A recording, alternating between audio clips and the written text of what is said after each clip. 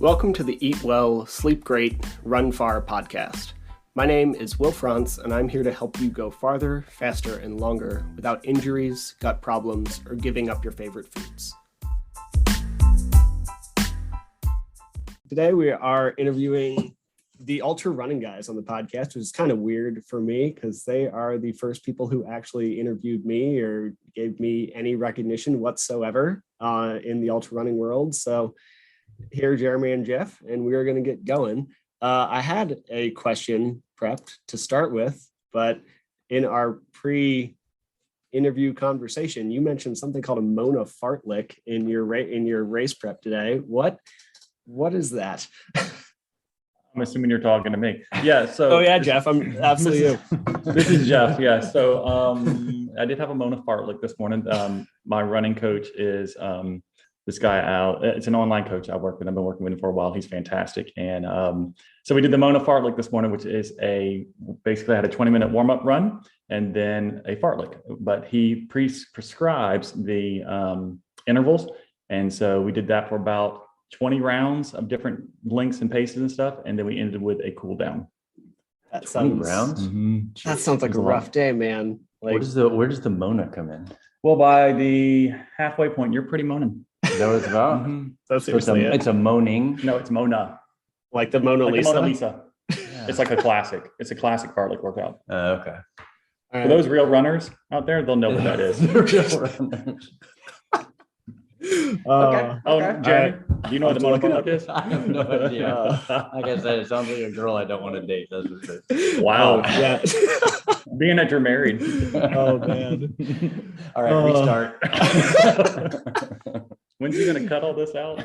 Oh, whatever you tell me to. So first off, I would actually like to know about your just show up mantra. And I've been preaching a similar message for a long time, like before I was working with runners and athletes, like even when I was working more in fat loss. But I just love the phrasing and like how'd that start? How'd you all end up with just show up?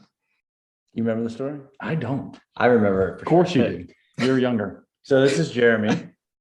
Yeah, younger. I've got several years of memory left still compared to Jeff. But no, actually, so we met through a men's small group. We started a body transformation challenge. We started working out together in the gym. And at the time, I had been in the gym pretty regularly. And I said, hey, who wants to do this? So Jeff said yes. So fast forward, people got to know us. And I can't remember if it was a conversation of somebody saying, I'm not sure I could do that, whatever. But bottom line, Jeff said, hey, my only goal is to show up in the morning. I'm not going to worry about results. I'm not going to worry about this. And I remember it hit me so hard. It was like, oh gosh, what a good goal. Because sometimes when we wrap ourselves up with results, right? And you wake up and you're not feeling whatever, it's easy to go, well, I can still get the results if I do it tomorrow instead, or if I do something else, or maybe the result's too far out. But so that is really where it stuck to me that, hey, the only goal was to just show up. And I think that led to conversations that turned into what it is now, for the ultra running guys, which is just do it. Sometimes It's not a matter of, you don't have to have the perfect run, but put the shoes on it and show up. And if you show up day after day, you're going to get, the results or the progress. I do remember the story now. It's true. I mean, obviously you can look at the two of us. Jeremy's a much more physical specimen than I am. He worked out a heck of a lot more than I did. Jeremy's much more physical specimen than many people. Right. I wear like full garb during the summer and he's out there without a shirt intentionally. So, but beside the point, no, we would go to the gym, like he said. And for me, it's just one of those things is that instead of being intimidated by a workout and doing that type of thing, it was important just for me personally to really just go to the gym and show up and be present and not know what to expect and knowing it's going to suck sometimes. And we actually, I remember I paced you in the, I think it was the last man standing, the first one that you did for Southern Tour. You had been injured and stuff. And so we were out there on the course and we started talking about that within the context even of ultra running. And it was one of the ways I was trying to encourage him. I said, look, this is something that you and I worked through early on when I was trying to go to the gym. I said, and you're in a moment now where you are in a lot of pain. And this is something that maybe just this one time, this one lap, we're just going to show up for this lap. And if we get back, we get done, cool. But for each time we decide to set out, we'll set out to just show up on that particular lap. And so we began to kind of evolve into ultra running as well. And I think it's just a philosophy that has kind of shown up in our relationship with each other in different ways. And it's really something that we have kind of gravitated to when we try to encourage other people, because we think a lot of people are scared to death to do things like an ultra or to try it and to go out there or to put themselves in a situation that may really be difficult and they may suffer at it. And we just want them to show up for it and not worry about the outcome, but to worry about the process and to engage the process itself. I love that. I mean, do y'all know who Jordan Syatt is by any chance? Do not. How do you spell the last name? Syatt. He's a fitness trainer, and you have no reason to know who he is, but he was Gary Vee's coach for a long time, for a few years. And as a result, he's like really famous as you would be when you're training someone that big. And he puts out this post like every few months on Instagram and all of his channels that just says, don't quit. The only way you can lose this game is to quit. It doesn't matter. Like, even if you eat 3,000 calories one day, like, it doesn't matter. Just don't quit. And your stuff kind of reminded me a lot of that. And it just aligned really well. So I like that. I was curious. Yeah. And on the podcast, we see the recurring theme, right? I mean, it's said different ways. So you can, 1 mile at a time. It's just consistency. It's all these different things. And so I think they all mean it's the exact same message, which is just take the next step, do whatever's next. Don't worry about looking at the peak of the mountain, but keep the movement forward. And man, when you get people that are just consistent, like, it's ridiculous what can happen over a short period of time. Oh, it's nuts, man. Like, the amount of progress you can make. I mean, y'all mentioned you met together in a men's group and started working out. I know you've told the story before, but I don't remember it super well. And I bet a lot of people haven't heard it because people don't listen to past episodes of podcasts. Like, how do y'all get started with running in the first place? Not ultras, just like putting one foot in front of each other running. Totally his fault. Always my fault. I don't know how you want to answer that. Oh, so I think the big thing is, and Jeff had some prior running. Like, you had dabbled in it, right? But I'll say it this way: the Spartan Races became kind of the gateway in terms of some of the ultra stuff. But even at the time, that's awesome. So for me, I liked the obstacle pieces of Spartan because, like I said, I was in the gym. I sucked at running. I would dominate a wall, and then some, cross country dude would come prancing by me, tell me I did a great job. Yeah, I'm doing one of those in like 3 weeks. Absolutely. Right. Yeah. It's gonna suck. But I did a Tough Mudder years ago. It's the only thing I've really done in the race world, and it was brutal. Yeah, they're so fun though. I mean, we really did enjoy them. It was good. Yeah. But for me, it kind of sparked the, like, I would like to be a better runner, but I still don't like running. But then you decided you're going to run the marathon that year. Yeah. So I did Spartans for a few years with him, and I wasn't a runner, even though I just got credit for it. And I stopped doing Spartans and decided to take up running because the last Spartan race I did, I don't know if it was a beast or whatever it was, but I did. So Spartan races, you do 30 burpees for every obstacle you fail. I failed 9 that particular race and did 270 burpees. And so my story into running was because I hated burpees and decided I'm no longer going to do this crap. Oh God. I'm surprised you still have shoulders. Jesus. Okay. I really don't. You can see they're kind of, yeah. So, but because of that, I moved into running because I was like, I don't enjoy this. Like, who wants to go pay that kind of money just to sit in a mud pit and do burpees the entire time? I mean, he got to do obstacles. I get to lay on the ground and do burpees. And so I would, I loved running and I didn't know I liked running. And so I tried it and just got into it a little bit at a time. And I did my first marathon at, I think I was maybe 40. I started running when I was 39. 2015 was my first marathon. Yeah. And December 2015. And so just from a accountability standpoint, I said, well, hey, I'm not going to run the marathon, but I'll do the plan with you. And so he sent me his plan. We'd go run the same runs. And it's one of those things, you kind of trick yourself into, and I vividly remember, and I've told the story several times, but it was the 12-mile run. And I was scared to death. I was like, how am I going to go run 12 miles? And so I started off so slow that all of a sudden, like, mile 3 ticked by, and I was like thinking about random stuff, right? Like, did I change the laundry or whatever? And I was like, oh my God, I'm 3 miles in and I'm not, the only thoughts in my head are not like, how is this not over? How am I going to do this for the next whatever? And I realized, like, oh, this is what people talk about.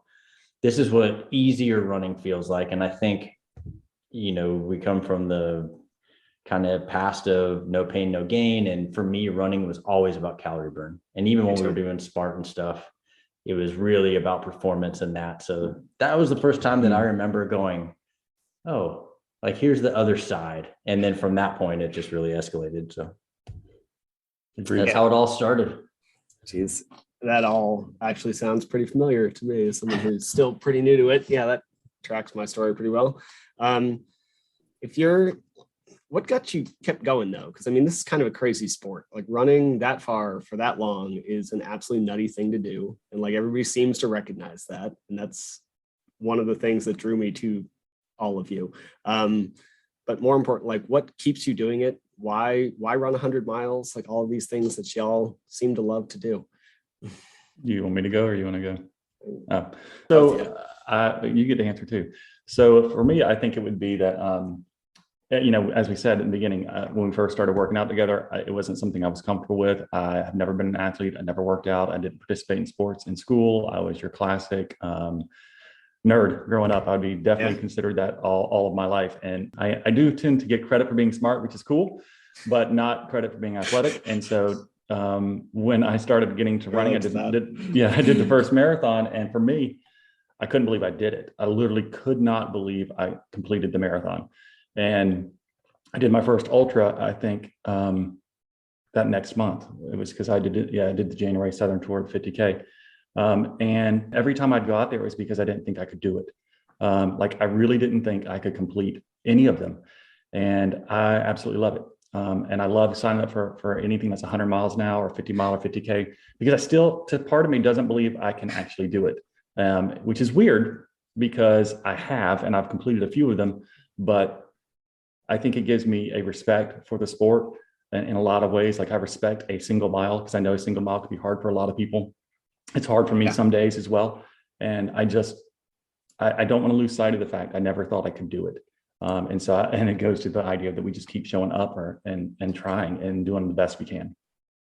I relate to a lot of that, Jeff. That hit me kind of hard. That was really great. Yeah, I think more people need to hear that. That's awesome. Thanks. Yeah, for me, it really was that I literally thought it was impossible. And I had a conversation with somebody where they talked about somebody running 100 miles, and I literally told them, like, you said it wrong. You said 100 miles, and I Googled. I was like, people can't run 100 miles, so I started looking into it, right?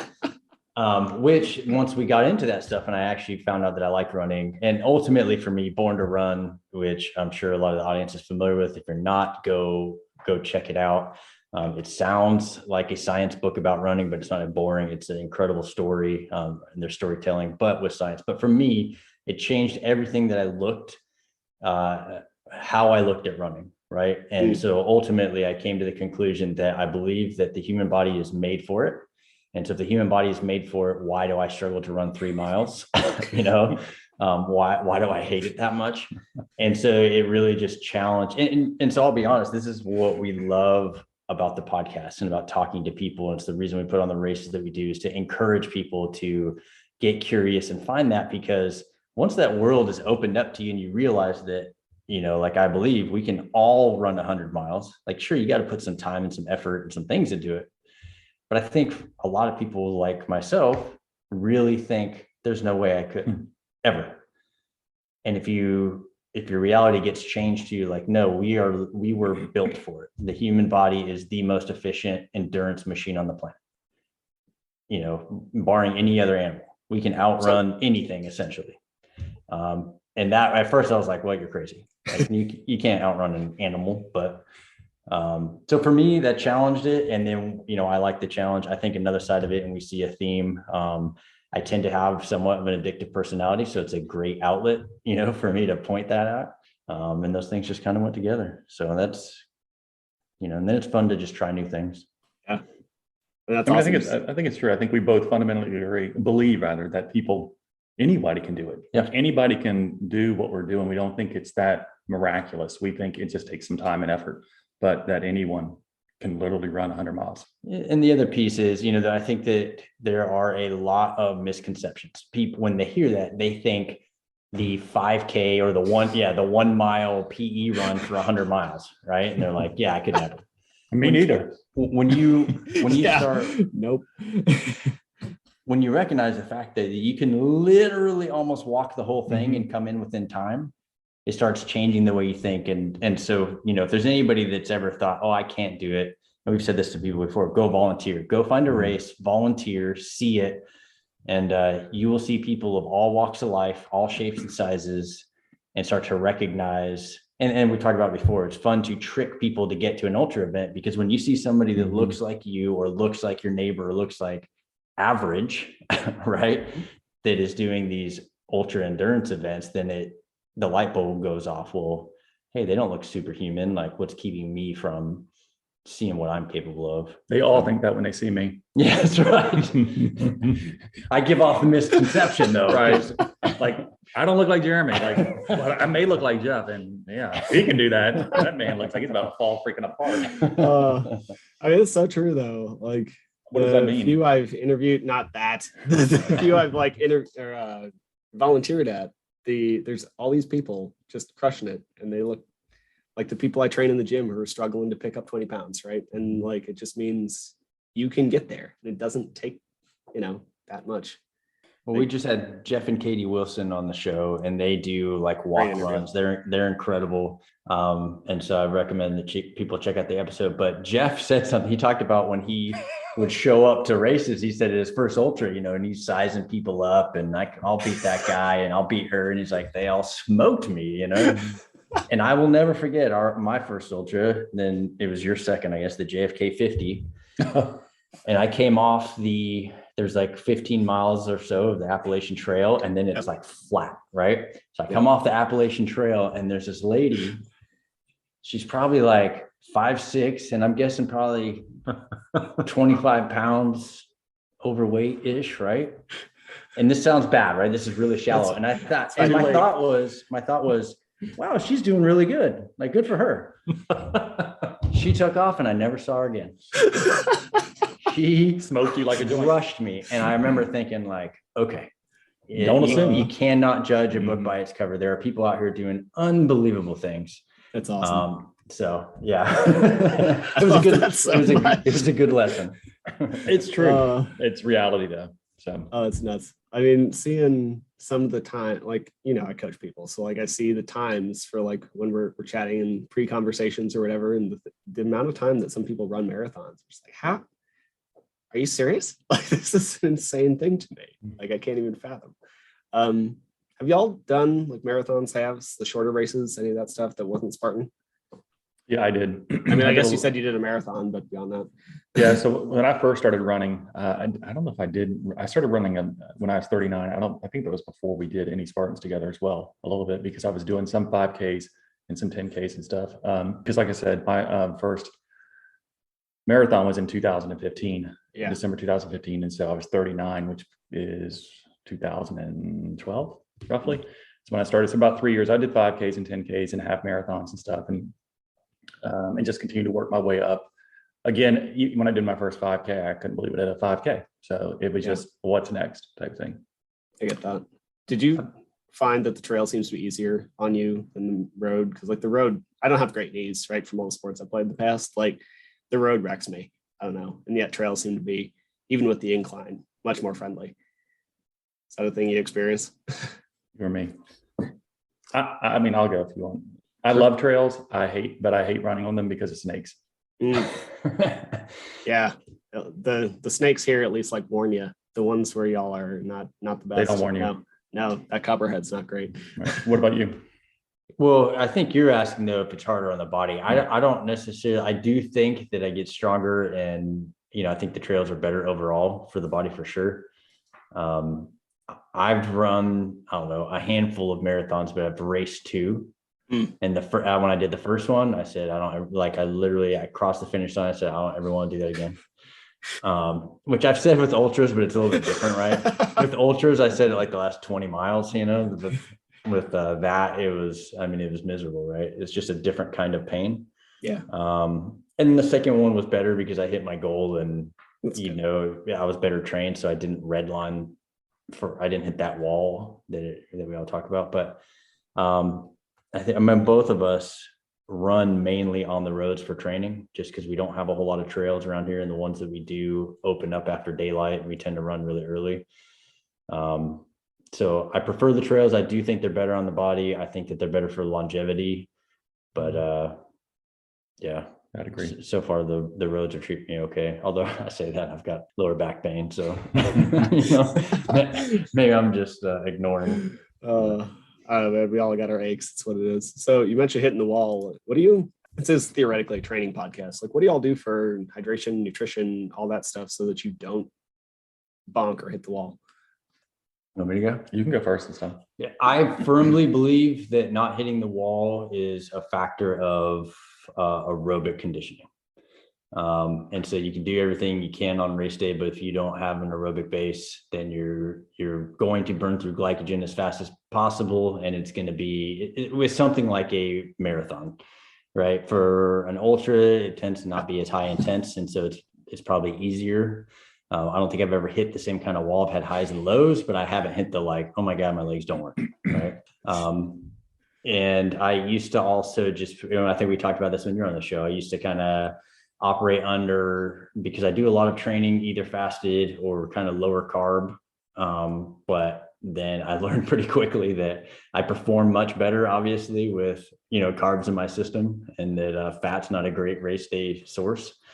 So between working on aerobic conditioning and then trying to keep, a constant flow of, I like liquid calories a whole lot, Nice. Especially for higher intensity stuff, because it's, just quicker than that. And so that was, I think, the main difference to my first marathon. It's like, I just didn't have the aerobic base. Yeah. And that was it, man. I ran out of fuel, It's kind of inevitable unless you have the base, have it there. Like, we've all hit it at some point or another. It sucks. It just sucks a lot. Yeah, I would say my take is maybe is similar, a little different as well. I do think it's definitely related to an aerobic base or the depletion of your glycogen stores. Same idea, I think. I will do everything I can to eat as much as possible, which is why I love ultras, because you can eat as much crap as you want along the way. But it is, I think the way I look at the wall now is it's normal. It is a low that happens, and it has become one of those things that I kind of expect. And so I'm no longer surprised by it. I think you may hit it in a marathon differently because you aren't used to that feeling.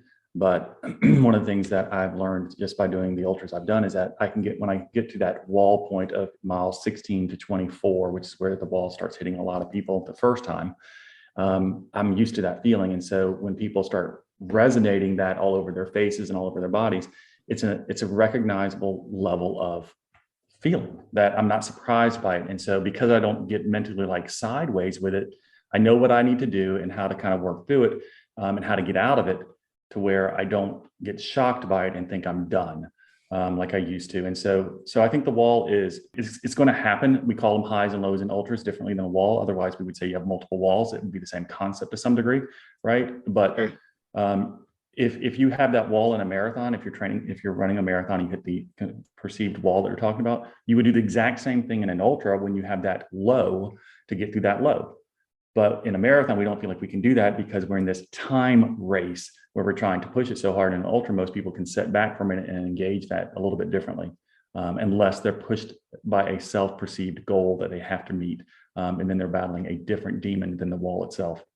I do think there's a slight difference, though. I think in a marathon, it's a scientific glycogen depletion wall, and like you literally just ran out. Where at least the way I've experienced it in ultra, there's fatigue there, but it's different than that. Like, okay, literally all I can do is burn fat at the moment because my body doesn't have the energy. It is a lot more of a mental, even if the energy's gone, and so. I agree with it, but at the same time, like I see them as, I know if I have intensity up for that high, if I don't have, and when I say the aerobic condition base, I mean, bottom line, my 2 marathons, right? My first one, I ran essentially the same pace for both, but in the first one, my heart rate and everything had to be higher.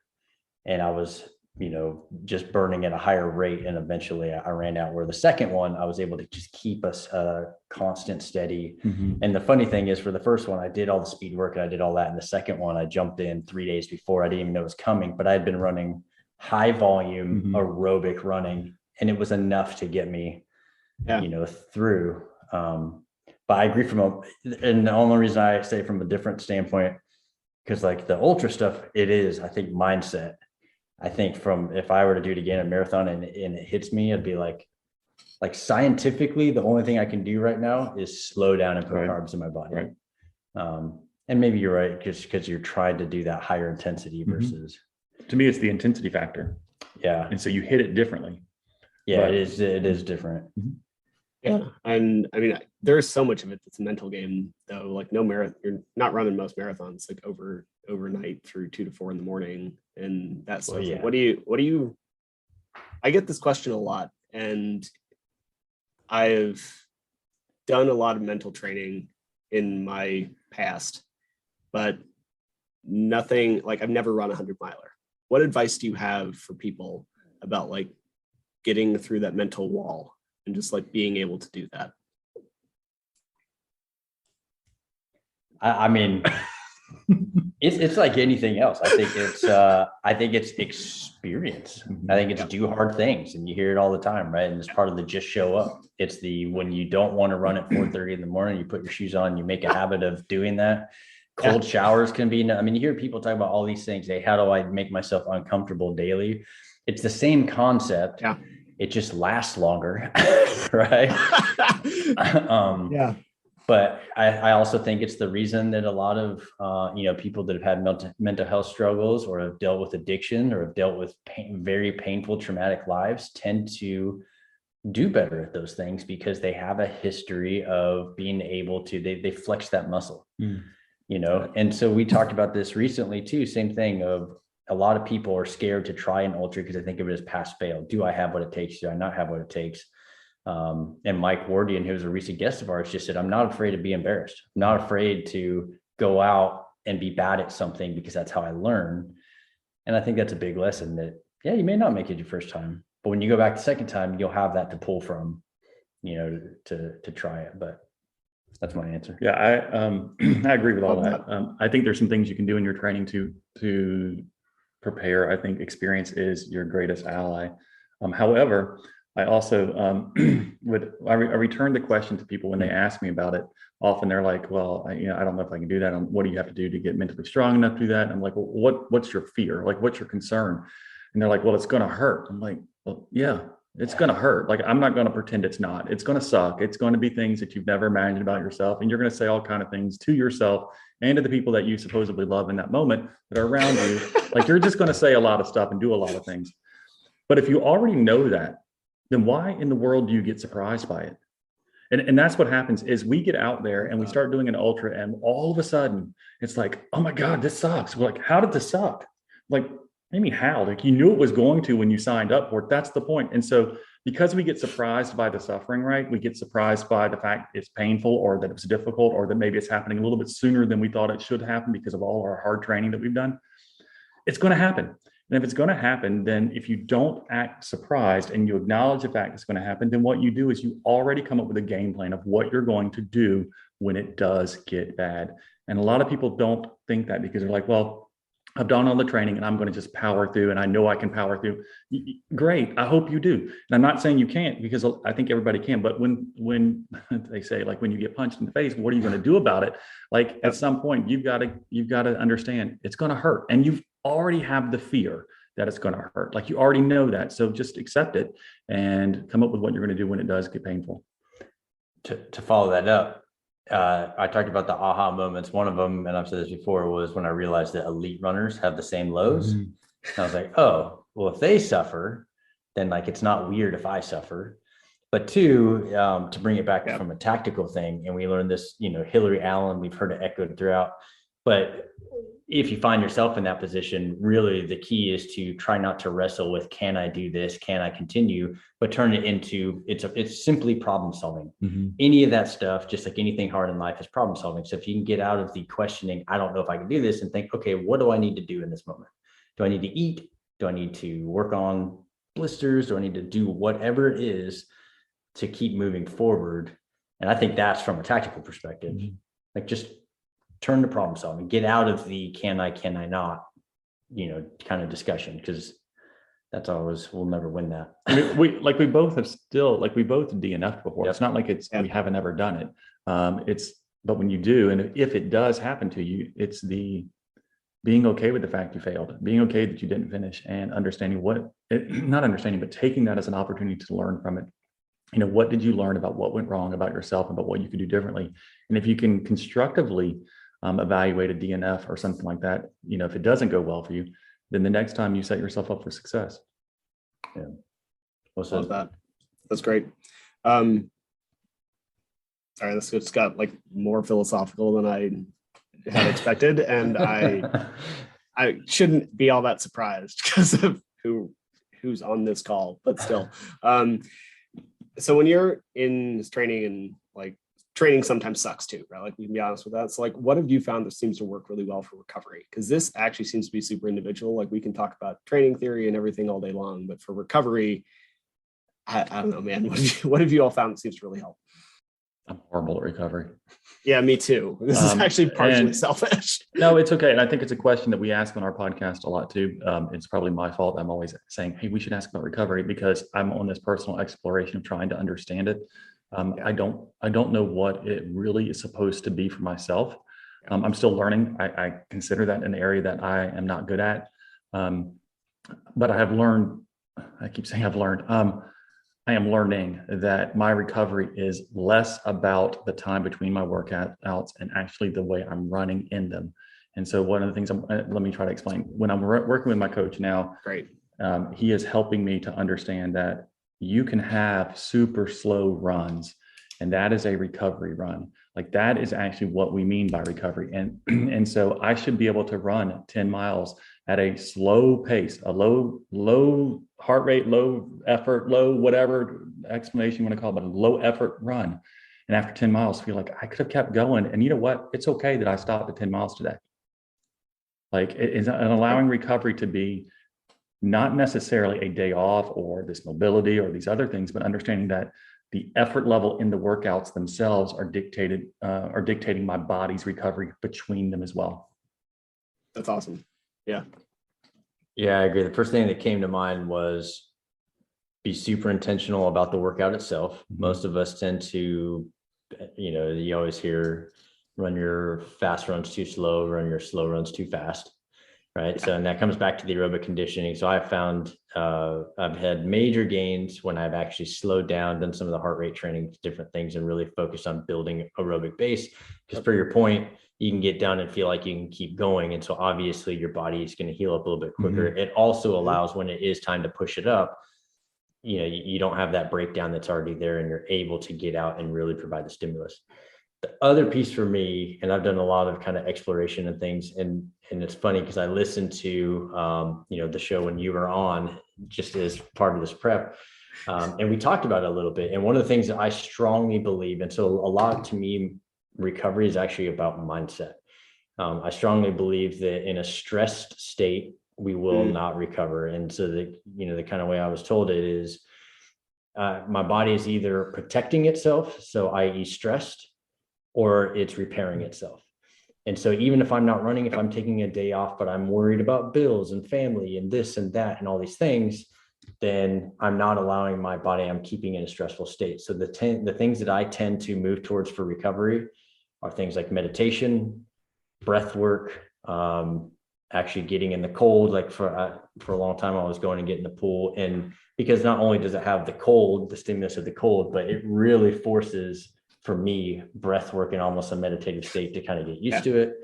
And so those are the things that I've really gravitated towards, more probably from a stress reduction, so that my body can do what it needs to do with things like mobility and that. So I think that's a great point. Makes a ton of sense. I think the stress reduction is a really good point, because you think about your relaxed low heart rate runs or low effort runs. Yep. It's a relaxed run.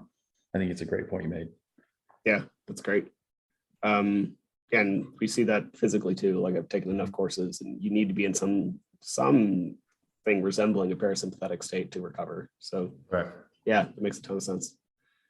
Jeff, this is one just for you and kind of selfish. I heard you say you have Raynaud's. And I also struggle with something kind of like that. And what have you found that like doesn't makes your fingers and toes fall off when you're trying to run in the winter? Anything? Like I've asked this question and people are like, buy better socks. I was like, that doesn't quite. So buying better socks does not help me. Yes, me neither. I do have Raynaud's. I get it still. So for people that are listening that may not know. Oh, so that's a good point. Well, you must fair. be a podcast host. So Raynaud's is basically a syndrome, or I don't want to call it disease, but it's a diagnosis for those of us who deal with, it's a vascular issue that our blood supply to our digits, our extremities, like our fingers, our toes, primarily they don't get enough blood flow when we get cold. Yep. Because the blood gets drawn away from them. And so what happens is those fingertips or toes will turn solid white, and white as a piece of paper, not like pale or not purple, but literally white with absolutely nothing in it. And you should Google it if you want to. Anybody look up Raynaud's. It is a fascinating thing. When I say your fingers, it can be phased a little bit. So like mine's actually not quite that severe, thankfully. Like yours is definitely more severe than mine, but like it's still like I still can't run in the cold. It's miserable. So yeah, and so what happens though, it doesn't mean it's not all your fingers. It can be like one finger or it can be one toe. And so I'll have occasionally like one toe will be solid white, and I'll look down. I'm like, that's fascinating today. But and I have found that it is because the body gets shocked and temperature changes quickly. In other words, and so like here, if we have a temperature change of about 20 degrees quickly, where we have a warm day and then that night it got really, really cold.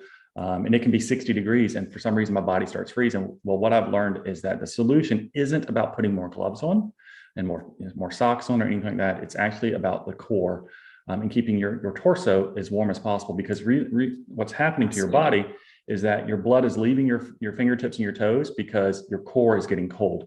If your core is getting cold, then your organs start to shut down. And so your body's protective measure is to pull it back. And people with Raynaud's, our bodies really panic when they feel like the organs are like they're getting a little chilly. And so everything starts pulling away. And so the solution to it is to actually warm your core as much as possible. So I have gotten to where I can wear shorts and stuff in the wintertime. I don't worry about my legs or anything, as long as I have like a thermal shirt or like a compression type thing underneath a t-shirt. As long as my core is warm to start, I'm okay. Once I get going, I tend to be okay. If the temperature drops because I start getting slower, then I have to change clothes and get out the sweat and put some dry clothes on to keep my core warm. And so I've done races that I go overnight and the temperatures go obviously colder at night. The focus that I have with my crew is to make sure that I am changing clothes anytime as the temperatures drop, to be in dry clothes and keeping the core warm. And it doesn't matter if I have a short sleeve shirt on or shorts, it's literally that. I'll still wear gloves and hand warmers and things like that just to kind of help it. But if I don't do that, then it hurts. I actually have pain and a lot of chronic aches all over when it starts to happen if I can't get ahead of it. So I try to stay ahead of it. You've adapted a lot. I've adapted a lot to it, but I've learned that one piece is to pay attention to it quick.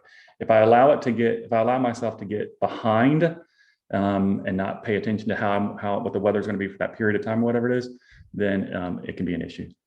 That is really helpful. Like I have that actually tracks with some of my experience keeping the core warm. I seem to have less issues, and I don't think I've ever actually made that connection until right now. So thank you. And practice. And to Jeremy's point is I have now intentionally gone out though in shorts. Okay. And not try to wear it like full like winter garb everywhere. It's like if it's cold, it's cold. I'm just going to do my core and just allow the body to acclimate to it. And so he's right. I have worked on that as well, to where I can just keep it into an area, because otherwise you get too freaking hot. Yeah, it makes sense, because I seem to be able to wear shorts all the time, but I can't. Like, I need to wear a jacket a lot of the time for other people. So yeah, that all tracks really well. So thank you. All right, so I don't know, getting towards the end here. I don't know if you've seen me mention this, but I've signed up for an ultra, as you asked me like 7 months ago. The one I was originally going to do, one was like now, and I would not have been ready. And two is not happening this year. So I signed up for the Dead Horse 50 in November. I'm going to be doing 50 miler, and it is a combination of like your fault and Justin Hamilton's fault. So I went out for a run listening to that interview with him, and he said something to the effect of like, just sign up for it, man. Like, just do it. So I came home. I had a free 50-mile registration, and because I volunteered for Mad Moose, and I just signed up for the race. So what strategy and tips do you like have for this craziness? Like, I know the training and the nutrition things. Like, what's the weird stuff that I'm not going to know to think about before I get out there, other than like, it's going to suck and deal with it? You're talking about the answer between now and then is just show up. Yeah. I was saying, he's described the race. I don't know what the course is like at all. Right. Oh, it's 4,000 feet, rise and gain over 50 miles. Like, it's actually pretty flat. It should be all right. It's half of Bumstead, which is 8,100 miles. Yep. Yeah, actually sounds about similar. Yeah. Which is actually nice. Is it rolling terrain, or is it like a couple major climbs? It's pretty rolling. Like, it has, like, I think a climb or something, but it's fairly rolling. I mean, I made this choice on the run where I did 14 miles with the exact same elevation gain and loss. And it's like, well, if I can do this one, I can deal with the elevation over this thing. So yeah, that's kind of what it looks like. Yeah, I mean, the thing is, you already know the answers, right? Like, you've been around this enough. Like you said, in terms of people listening, I think the big thing is between now and then, you just have to, focus on consistency, focus on the discipline, focus on showing up, because that's what's going to make it less painful. Well, how about this? It'll be the same painful with better results. Yeah, that's fair. But, it's hard. And then like anything else, it's just a matter of, and this is exactly what we do our podcast for, right? Is to talk through these, learn from people, all kinds of great people, sure. Listen to those things. And like Jeff said, and then don't be surprised when it sucks. A ton about nutrition. I know you'll be practicing the stuff. I mean, that's really it, right? Dry run it, practice for the race. But ultimately, man, you'll be ready if you just between now and then do what you got to do. Sweet.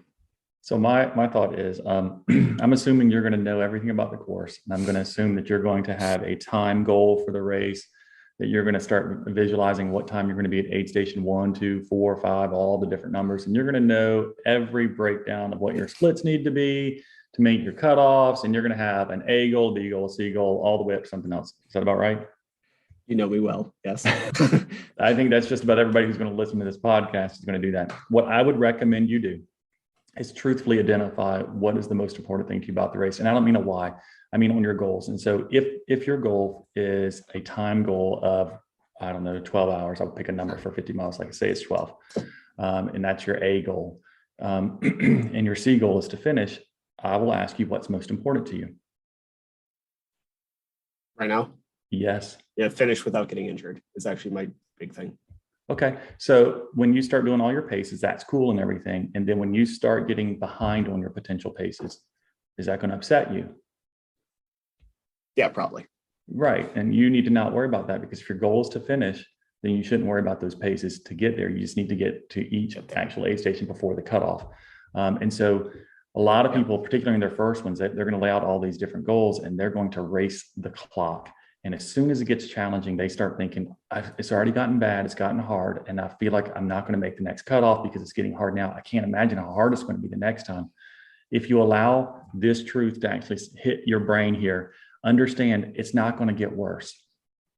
Like, it's really not going to, you're going to reach a point that it's going to suck, but it's not going to continue to get that exponentially harder. It will get slightly harder, but you're going to reach a threshold that you just will say, okay, I'm hurting, but it's not hurting any more than it was an hour ago. Like, it's the same thing. And so don't worry so much about the A goal, B goal, and C goals. You can have them. I think it's great to have them, but celebrate if you get the C goal. Like, celebrate like crazy because you finished. And that's a win. And it's a win that you're out there. Yeah. And again, from a tactical standpoint, I mean, you said you listened to the Wilsons, I would say practice walking, practice hiking, practice some of that stuff, because you're going to, especially if there's elevation. And a lot of times I think people think that they're going to go out and just run the whole thing. And when it doesn't happen, like you said, you could be having a great race, but you feel like you're falling apart, so I walked the heck out of some hills. yeah. There's no way I'm going to run the whole thing. And that's great. But I've said the same thing in the past, but I still tried to run the first 30 miles, right? I think we all fall into that Right. trap, right? And so the thing is, if you're not going to run the whole thing and you're going to do some walking, probably a good idea to start doing some walking early on, because it'll just make for a better experience overall. Otherwise, that 5'4" lady who's 25 pounds overweight is going to smoke you. That's right, man. She's going to come out of nowhere. Oh, I fully expect that to happen regardless. I don't know if that was helpful, but that was super helpful. I actually really appreciate that. Thank you. Cool. So let's kind of move. I'd love to move into kind of what y'all are doing now. You run a podcast, obviously, and then race directing. And I don't care which one of those you want to touch about first, but like, do you want to talk about race directing or podcasting first? Well, I think we can just kind of talk about, our philosophy, because Sure, hit it. from the beginning, we kind of started off saying, hey, do we want to do a blog? Like, we've kind of moved through some different things, right? We're still trying. Yeah, we are. Oh, yeah, I understand. But we sat down pretty early on and said, okay, what's important to us? What do our values look like? What do we want to get out of this? What do we want others to get out of this? And ultimately, and so if you listen to the podcast, we essentially say, hey, we're here to help you take your next step in your ultra running journey. And so the whole idea is whatever format that looks like. Right now, it's podcasts and putting on races, and we're looking at how else can we expand. But if things change, I've even thought, hey, if the economy completely changes and people don't do races anymore, or whatever, like, okay, so how do we continue to add value? Do we do virtual challenges? Do we do this? And it's not about like, because we don't do the races to make money. But you mean there isn't a ton of money in the ultra running space? And people can do really well, right? But we haven't gotten there yet. But yeah, man. But I feel like people. It's embarrassing how much money. It's embarrassing how much money we have not made. Oh, dude! Like, I feel like people see the same thing. Like when I talk to them about coaching, they're like, "Just want my money." I'm like, yes, I'm charging you for coaching, but also like, if I really wanted to make money in the fitness space, I would have sold 6-packs when I had a 6-pack. This is not really like right. This is not the world. I do this because I really love you people. It's really fun. Well. Yeah. And so, ultimately that's where we come from. And so again, right now, like the main spokes of that have been the podcast, which is fantastic. And ultimately, we're just trying to foster a community. And that's our favorite part about it, is that we get to connect with people, they're connecting with each other. And so it's really about community growth. And then the races that we're putting on are really about the same thing. It wasn't, hey, let's put on races because that sounds fun. Like, it does sound fun. But if we're going to put on races, we're going to put on fun ones. Correct. We're going to create experiences. But the two races that we have are both designed to, like I said, essentially trick people into showing up to ultra running events that wouldn't normally do that. And hopefully get some people to open their minds, run their furthest distance, start thinking, hey, why not me? Get to experience that and watch it from people that show up that are, doing more than them, all those types of things. So, we can answer specific questions, but ultimately I think that's the philosophy. And if that changes for us, if tomorrow that looks different, how do we engage with our community? Then, it'll be something different, but that's why we're here. I love that. And I think that does answer most of it. One question I have, like, I've never done anything like it. Like, why the last man standing format for one of yours? Like, I know you seem really interested in it, Jeremy. Like, why that format? What draws you to it? So a couple of things for me. And so, yes, it is me. Jeff has zero interest, I think. Not when it comes to our race. Oh, well, yeah. So are you talking about our race, or are you talking about just the ones that I run?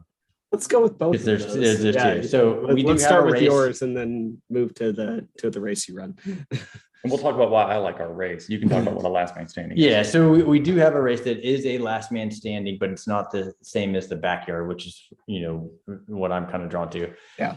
So we have a race called the Final Countdown. It's a 1.1 mile loop.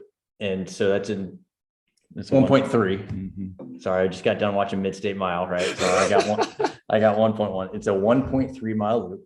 And part of the reason for that is because people can go, oh, I can do 1.3 miles. So pretty much anybody can participate. The first loop is 20 minutes, which is a 15-minute pace. So if you can run 1.3 miles at a 15-minute pace, you can participate in this race. That's awesome.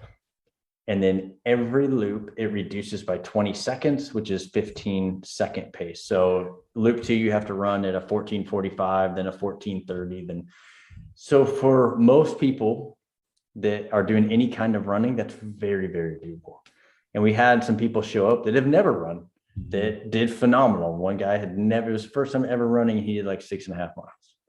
That's awesome. So we designed it so that you can have beginners show up and get a lot out of it. And we're going to celebrate everybody from the first person that's out to the last person that's in. And the whole idea is just, hey, let's push the limits, right? It's not about the winner. Of course, we're going to celebrate, people that do incredible things. And then I'll let you tell like your favorite part, but. Well, I mean, you did our race. So that is our favorite part, is because it does get faster. A typical last man standing could last for days. This won't last for days because it gets too fast for them. But it's just really cool to see the people that have never run a 10K or a half marathon to complete that. And because of the way the format moves, it moves so quickly that every time people come back around for another lap, that those who may have already dropped out, like at the half marathon spot or the marathon spot, they're enthralled because they know what they've experienced, and they're watching these same people come back through now every, at this point, maybe 15 minutes or something, right? And so they're just coming back around, and they're able to celebrate the accomplishments as the runners finish that lap. And so the pace gets faster and faster, and everyone just knows at some point they're all going to break. And it's just a cool experience, not only for the runners, but for the spectators. And so our goal for our races, including the Hydra, which is our other race, is to just create incredible experiences and runs that are not like anything else many people have ever run before. And to introduce them to ultras as much as we can, but to kind of change the way they think about the weekend race that they normally have participated in the past. Well, to that point, so I think we had 15 people. We had a PR bell out there. We had 15 people that set, their own personal distance PRs. So that's fun to celebrate. But you got a guy that runs 6.5 miles, first time running ever, right? That now gets to sit and watch people run ultra distances. And the guy that won it, he did 40 miles. So his last mile put him at 40 miles, and that was down to a 7:45 pace. So here's a guy that has never run, who would never probably show up at an ultra, right? Why would he ever go watch somebody run 40 miles? Like, it just doesn't make sense, right? It's insane.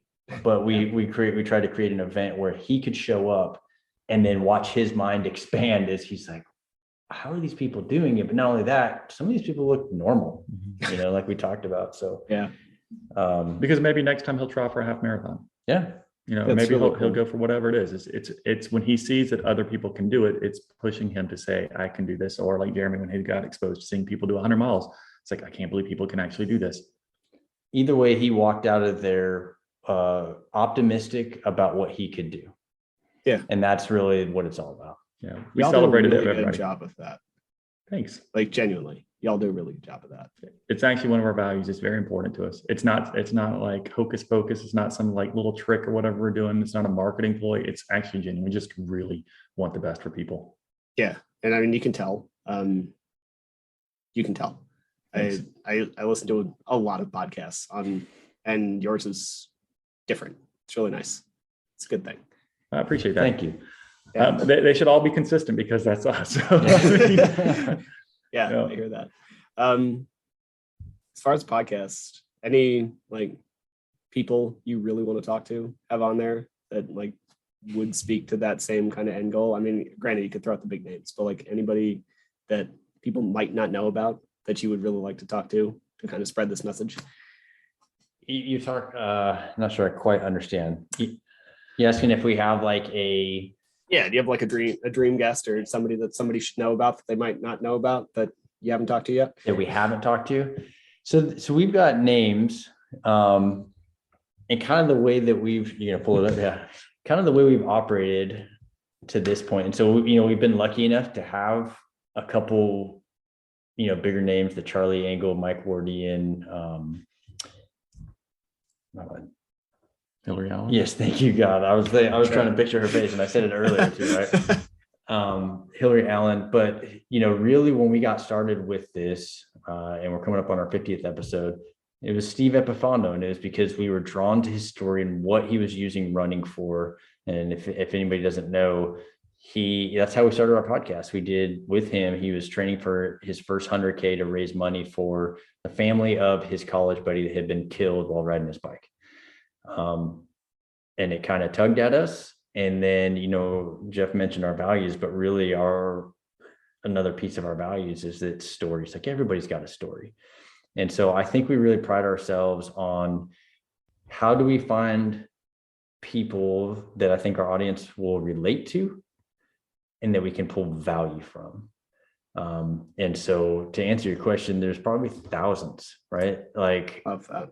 You know what I mean? I think we can all learn from each other, and we have people that are training that have never run an ultra. They were training for their first 50K, all the way up to people doing we just had Justin Hamilton, who just won mid-state, and Mike Wardian, who's running across the country, so that whole spectrum. But I think we try to approach them all with, how does this story benefit our audience? Because some of it's fascinating, but we don't want just people to be entertained. We try to get to a point where they can walk away and go, wow, I learned something, or I was inspired by something specific, and now I can go put this into my life. So I didn't answer your question specifically, but I would just say start listening, because we'll keep putting them on, there's so many to learn from. There is one person that I would like to say. I had to make sure I got their correct last name, because for some reason I always call it slightly different. But to his point, we don't have, obviously there's a vast number of elite runners and people that we could reach out to, that we could drop names all day long. I could do that right now for kicks. But I think what we have learned the most about what we're doing is everybody has a story. Like every single person we've ever talked to has a story and is going through the same kind of learning curve. And we think that's what's resonating. It resonates with us and is what we're about. And so it's good to have some of those elite people on it, because it shows you one level that you maybe not normally experience. But I will do a name drop in case anybody happens to listen to this that can get connected to this person, because I have tried through social media, but they're not really active on it.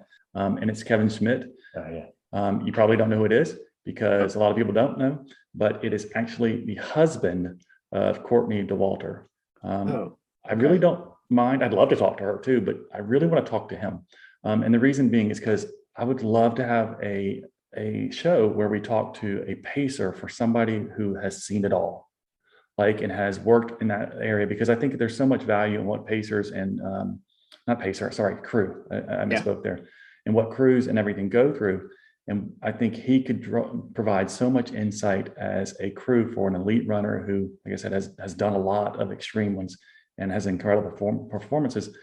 And the goal isn't really just to talk about her, but to learn from him and what makes an elite crew.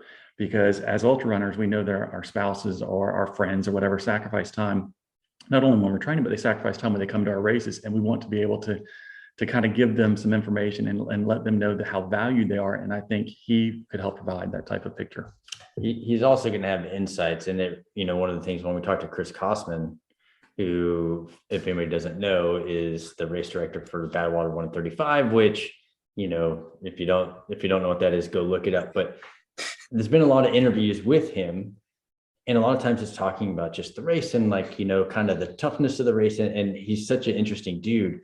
And we talked to him, we're like, this guy has to have more insight into elite running than so many people, right? He's been front and center for these ridiculous stories. And I think Kevin would be, because if you're crewing Courtney, you're at the front, you're seeing the cream of the crop, right? But you're also seeing them suffer. You're seeing how they push through. He's getting an inside look that I would love to hear about, that most of us aren't going to get, So yeah, it's interesting. That's some of the way you get some insight into, some of the ways we think about guests as well. But I love that. It's actually why I asked, because of course we could name drop all day long, but that's the kind of thing that I don't think most people think about. That's a great answer, right? This would be a fascinating interview to hear.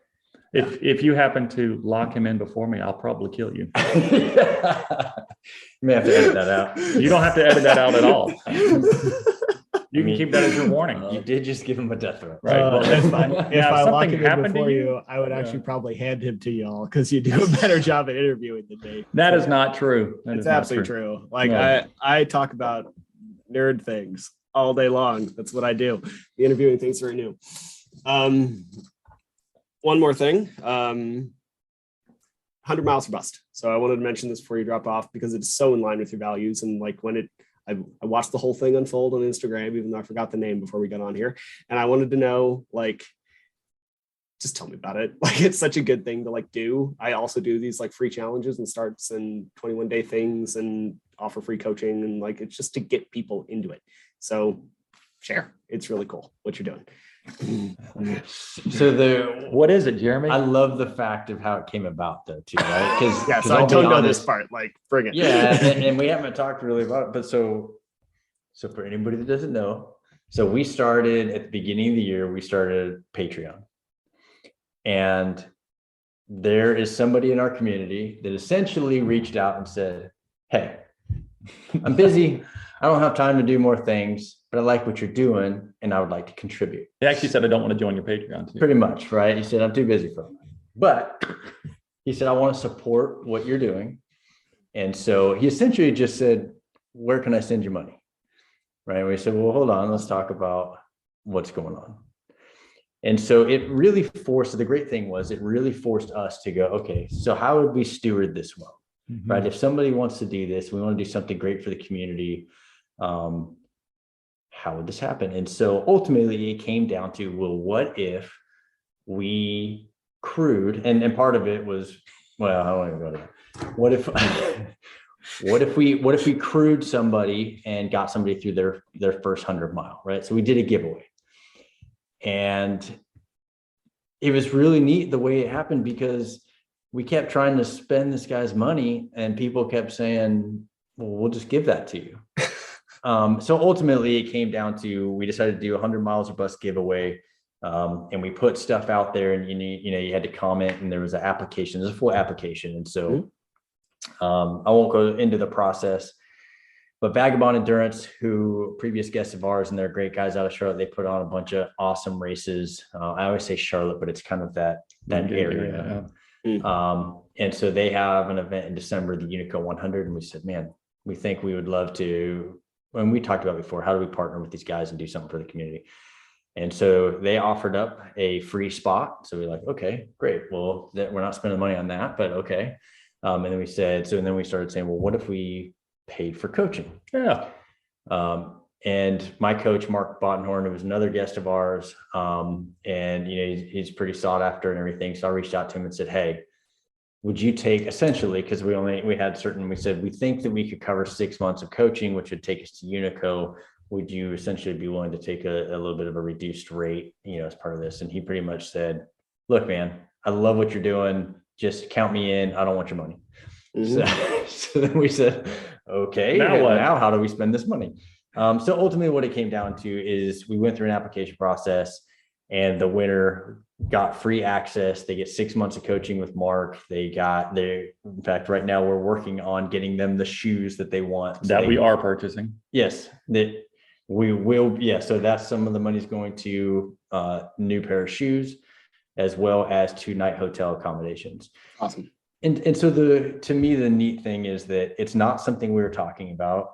It challenged us to start thinking in a certain way. And it's because of the generosity of somebody out in the community that just said, how do I help? How do I be a part of it? And, so it's been really, really neat. But right at the beginning, I mean, we just did the giveaway right near June 1st or right at the end of May. And so it's going to be a fun journey. Yeah. So anybody who's listening that wants to throw us money, That's right. we will actually spend it.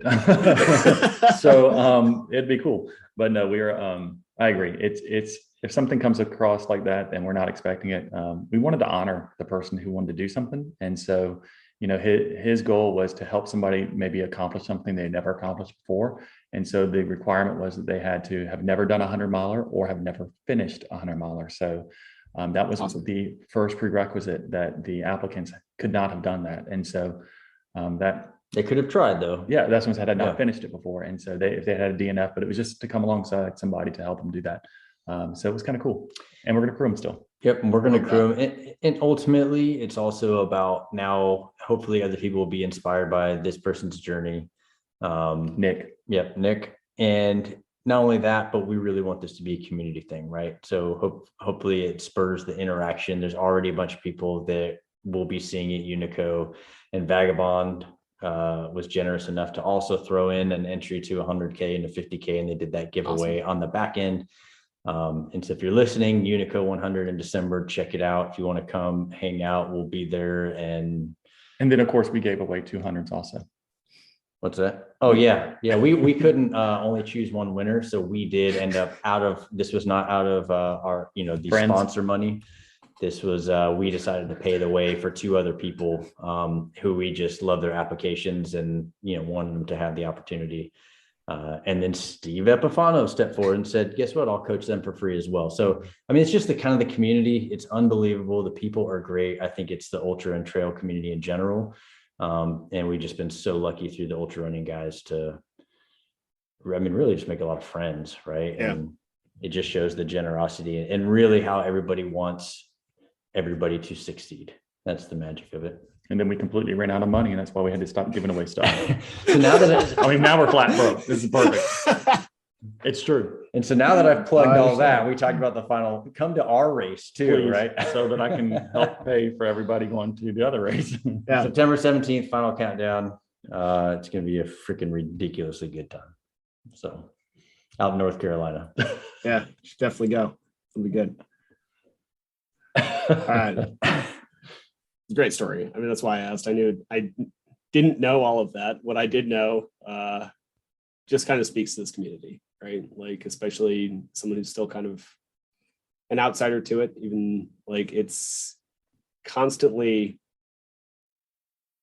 delightful to me to see like Bottenhorn and Epifano are not like no-name coaches, right? Yet they come out and it's like, we're just going to coach these people. Like, let's just do the thing. And I'd love that. That's really cool. And it's just kind of a wonderful community. Yeah, it's awesome. So, one final question. You both have kids, right? Like I have that, right? Cool. Yep. A few days out from Father's Day, and I know, like, I don't know if you remember, but I said like my dad was really important to me in my life. for sure. What was the biggest thing y'all learned from being dads?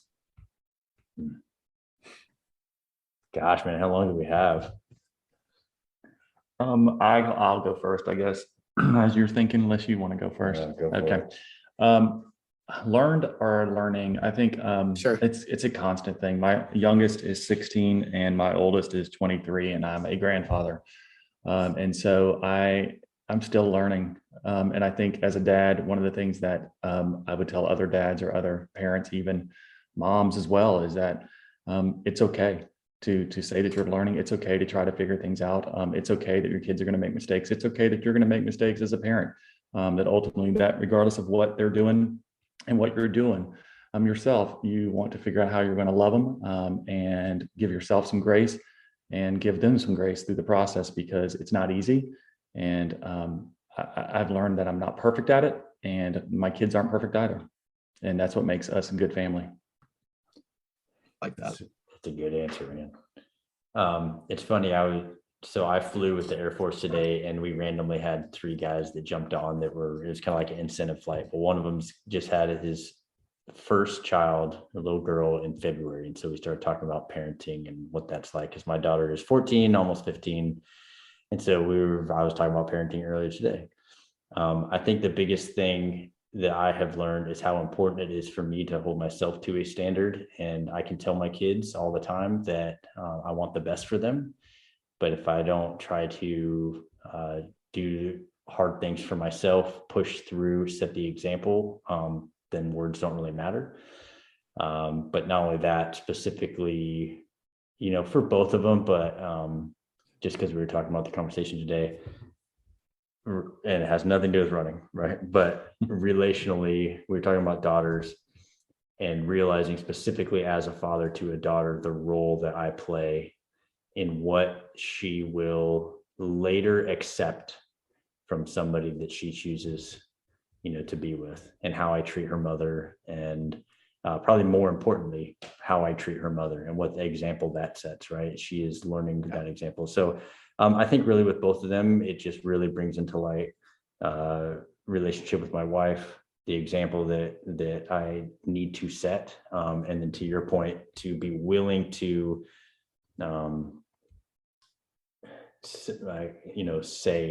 admit when I am wrong and I need to fix things, and that, sometimes we just mess up. I think it's important that they recognize that we're still going through it too, but I don't know if that's what you're looking for. Nothing to look for. It's just, on the mind. And it's always nice to like know people a little better. So appreciate it. Thanks, guys. For sure, man. That's kind of all I had for today. Y'all have anything else to add before we hang up or before we end this recording?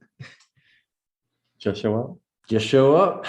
Obviously, for anybody listening, if you're not plugged in, we would love to have you on the Ultra Running Podcast. We've got a website, the ultrarunningsguys.com. I feel like you're doing your close, your wrap up. I know. Oh, please do.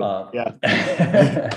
But we just, here's the deal. We just started, we hate calling it a newsletter. So we haven't decided what name to call it yet. But, Jeff hit. It's Will's fault. It is Will. But if you'd like to connect with us, right, you can go to the website and put in the information, and we'll be sending out a lot of the information about the things that we do, what we're interested in, podcast releases, that type of stuff. It's not spam. We won't be doing it, sending out very often. But that's probably a good way that we're trying to at least connect, because some people don't like social media. And not only that, we know that social media doesn't reach everybody. And so we're trying to find just good ways to stay connected with people who want to stay connected. So come check us out. Yeah, I think it's a great idea. Email us is super helpful. So I'm glad y'all are getting on it. Well, I know, it's super fun, right? All these things that you do. It's exhausting. It's worth it though. It is absolutely worth it. It 100% is. It's still really tiring. And on the back half of that, I will just say thank you to you, man, for having us on, and for all the value that you added in our podcast. For everybody listening, if you haven't listened, I went back and listened to it today. Like I said, dude, it was so good. You added so much value. Thank you. And we got great feedback, and it's actually one of our highest viewed. Is it really? People are interested in nutrition for sure.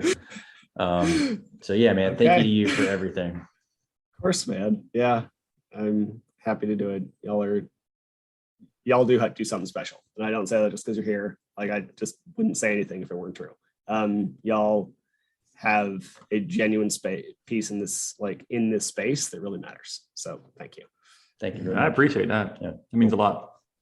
Well, thanks y'all for sticking around, and I'll chat with y'all later. Thanks. And thank you for listening to the show. To be clear, I'm not a doctor nor a registered dietitian, and nothing you heard was medical advice. You should always speak with a qualified medical professional before making any changes to your training regimen. If you enjoy the podcast or found it useful, please take a couple seconds to give it a rating or share it with a friend. Every little bit helps. And if you want more of this information, please head to the Trail and Ultra Running Nutrition group on Facebook. You'll be in good company with other like-minded people who like to do hard stuff outside.